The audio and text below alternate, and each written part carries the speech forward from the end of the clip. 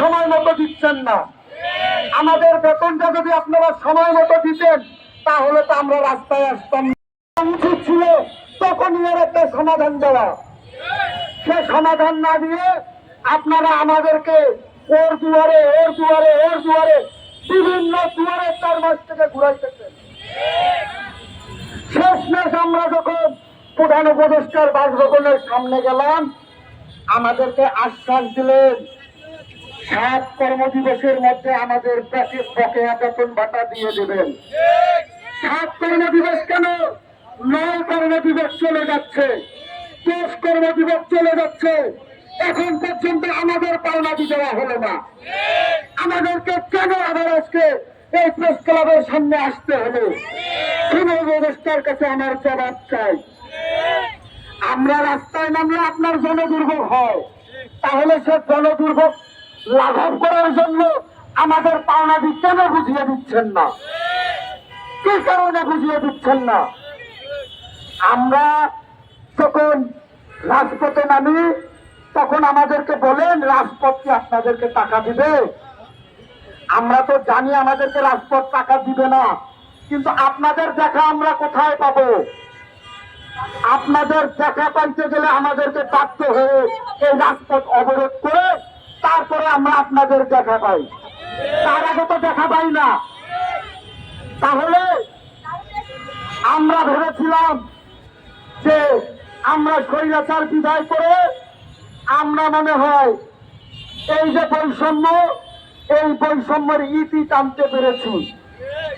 বৈষম্যের শুধু ইতি হয়েছে ওই ধনীদের কারণে, ওই ধনীরাই শুধু বৈষম্য থেকে প্রতিকার পেয়েছে।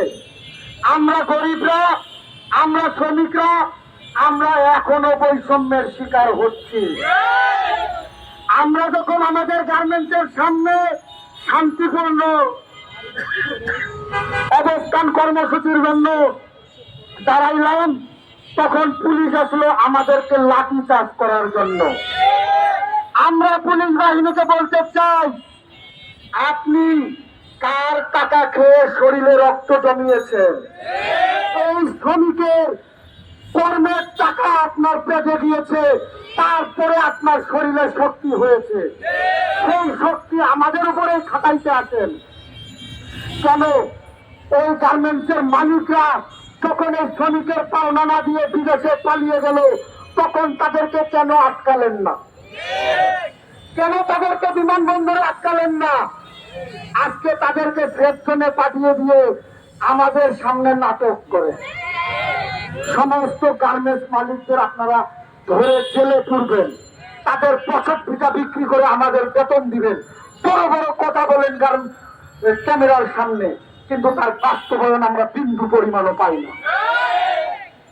আজকে যদি আমাদের বেতন ভাতা বুঝিয়ে দেওয়া না হয়, তাহলে আমরা পুরো ঢাকা অচল করে দেব। আমরা ছাত্র ভাইদের উদ্দেশ্যে বলতে চাই, আপনাদের সংগ্রামে যেমন আপনাদের ডাকে আমরা শ্রমিক ভাইরা রাজপথে নেমে এসেছিলাম, আজকে আমরা শ্রমিক ভাইয়েরা অবহেলিত। আজকে আপনাদের উদারত আহ্বান জানাই, আপনাদের বৈষম্যের সময় যেমন আমরা আপনাদের পাশে দাঁড়িয়েছি, আজকে আমরা বৈষম্যের শিকার হচ্ছি, 4 মাসের বেতন ভাতা পাই না। আজকে আপনাদের উদারত আহ্বান জানাই, আমাদের সংগ্রামের সাথে আপনারাও একত্রতা ঘোষণা করে আমাদের পাশে এসে দাঁড়ান। আমাদের এই 10,000 শ্রমিকের পিছনে আরো 30,000 লোক এই টাকা খাবে।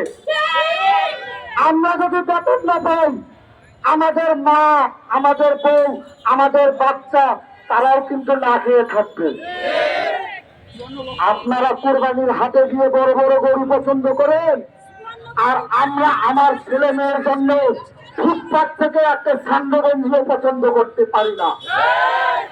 আমাদেরকে কেন এই বৈষম্যের ভিতরে ফেলিয়েছেন? আপনারা আমাদের এই সমস্যার সমাধান অতি দ্রুত করে দেন। আমাদের আর ধৈর্যের পরীক্ষা নিয়েন না। আমাদের ধৈর্যের বাঁধ ভেঙে গেলে এর পরিণতি ভয়াবহ আকার ধারণ করবে। তারা কিন্তু সামাল দিতে পারবেন না। আর এই সমস্ত দায়ভার মাননীয় শ্রম উপদেষ্টা আপনাকে গ্রহণ করতে হবে। পরে কিন্তু দায় এড়াতে পারবেন না। আপনি কিভাবে বলেন গার্মেন্টস শ্রমিককে আমি চাকরি দিয়েছি, তাদের বেতন আমি দেব? কোন লজ্জায় আপনি এই কথা বলেন? এই গার্মেন্টস শ্রমিকদের ভালো মন্দ দেখার জন্যই আপনাকে এই চেয়ারে আমরা বসিয়েছি। আপনি যদি আমাদের ভালো মন্দ দেখতে না পারেন, যদি আপনার দায়িত্ব পালন করতে না পারেন, আপনি ব্যর্থতার দায়ভার গ্রহণ করে এখনই অনতি বিলম্বে পদত্যাগ করেন। আপনার বিকল্প আমরা শ্রমিক জনতা খুঁজে নেব। আপনার সাথে অনেক মেধা সম্পন্ন লোক বাংলাদেশে আছে। আপনি মনে করিয়েন না যে আপনি সমস্ত কিছুর অধিকারী। আমি আবারও বলিষ্ঠ কণ্ঠে বলতে চাই, আজকের মধ্যে আমাদের পাওনা দিতে হবে। আমাদের সেই ব্যাপারের